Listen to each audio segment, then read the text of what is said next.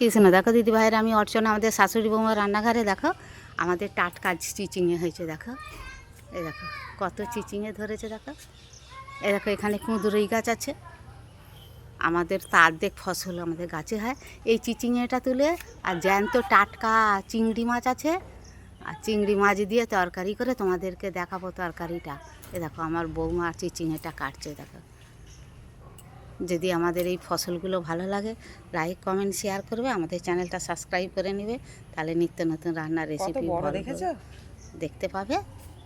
তোমরা সবাই ভালো থাকো, সুস্থ থাকো। হরে কৃষ্ণ, রাধে রাধে। থেকে কেটে নিয়ে আসা হয়েছে সেই চিচিঙ্গাটাই আমি ঝাল করে তোমাদেরকে শেয়ার করব। এই দেখো চিচিঙ্গাটা সরু সরু করে কেটে নিয়েছি, আলু কেটে নিয়েছি, এখানে চিংড়ি মাছ নিয়ে নিয়েছি, একটু গুঁড়ো মাছ নিয়েছি। এইটা দিয়ে আমি ঝাল করব পেঁয়াজ দিয়ে, খুব হালকা করেই ঝাল করব। গরম পড়ে গেছে প্রচুর, কিন্তু গুঁড়ো মাছের তরকারি বলো, চিংড়ি মাছের তরকারি বলো, চিচিঙ্গে দিয়ে করলে ভালো লাগে। তাই জন্য তোমাদেরকে রেসিপিটা শেয়ার করছি। তোমরা দেখে নিয়ে কমেন্ট করে অবশ্যই জানাবে আমার রেসিপিটা তোমাদের কেমন লাগছে। দেখো একটা কোড়া বসিয়ে দিয়েছি, এবার চিংড়ি মাছটা তুলে দেবো।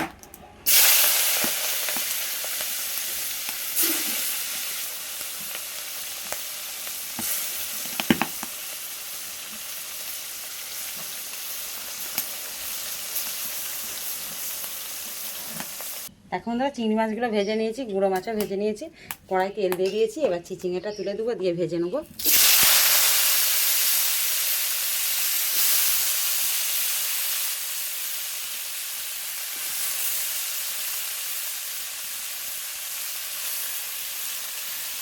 দেখো বন্ধুরা চিচিঙ্গাটা ভাজা হয়ে গেছে, এবার আমি ওই তেলেতেই আলুটা তুলে দেবো।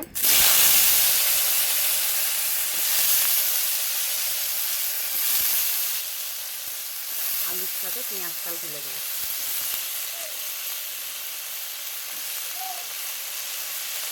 দিয়ে দুটোকে ভালো করে ভেজে নেবো। দেখো আলু পেঁয়াজটাও ভেজে নিয়েছি, আর এখানে দেখো সমস্ত মশলা আমি নিয়ে নিয়েছি। এটা আমি জল দিয়ে দেবো।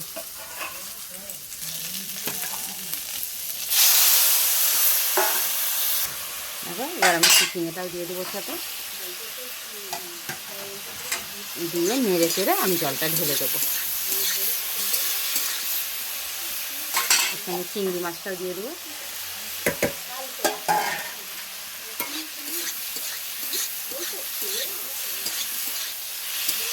দেখো এবার আমি জল ঢেলে দিয়ে চাপা দিয়ে দেবো।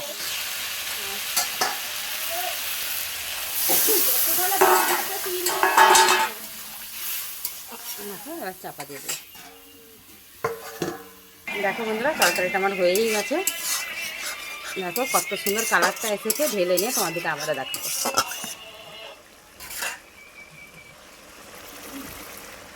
দেখো বন্ধুরা হয়ে গেছে।